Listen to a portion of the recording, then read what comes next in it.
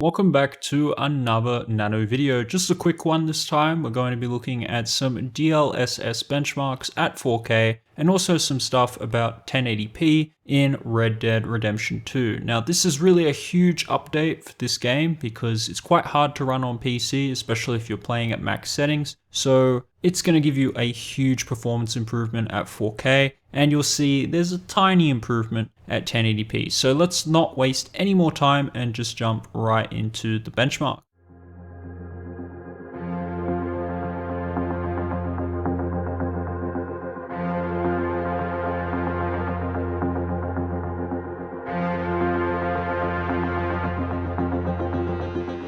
So as you can see, the average performance increase in DLSS performance mode at 4K was 45%. Now, whether you were using a 30 series card or something older like an RTX 2060, that was the performance increase that you were getting, or around about that. But what about 1080p? Well, I did some 1080p benchmarks, and rather than waste your time looking at another chart, it was around 15% in performance mode across all cards. I may have been CPU bound though, but I don't think so because I checked some other people's benchmarks from some other outlets with regard to DLSS in Red Dead Redemption 2, and it was around about 15%. Plus, from previous benchmarks in other games at 1080p, DLSS only did around about 15 to 20% more in performance mode at 1080p. So my key takeaway here is essentially if you have a 20 or 30 series card, go ahead, turn on DLSS if you're around about 50 to 55 FPS, and that additional boost from DLSS will get you closer to that 60 FPS mark, especially at 1080p. If you're playing at 4K, if you're maybe at 45 FPS,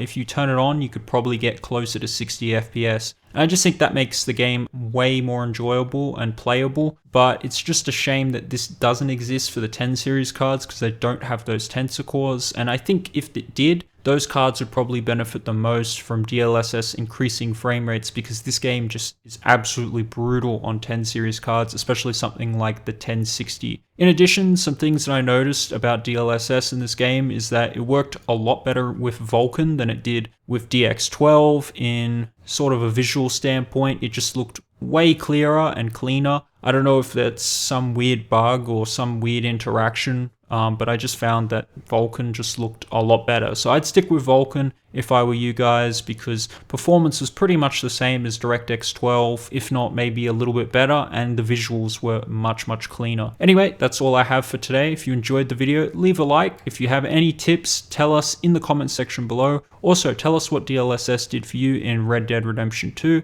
and what other games you'd like to see with DLSS in the future. Thanks for watching, and I'll catch you guys in the next video.